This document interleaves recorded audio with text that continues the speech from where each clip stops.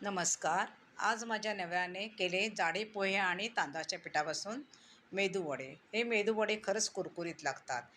हे करण्यासाठी आपल्याला भिजवलेले जाडे पोहे, तांदळाचं पीठ, कांदा, मिरची, कोथिंबीर, काळी मिरी, जिरं, खायचा सोडा हे सगळं मिक्स करून आपल्याला हे बनवायचे आहेत. त्याला वड्याचा आकार द्यायचा आणि मध्ये होल पाडायचा. हे बघा, हे अशा प्रकारे आपल्याला त्याला आणि सगळे एकदम करून घ्यायचे आणि तेल गरम करायचं आणि ते अलगदपणे सोडायचे आहे.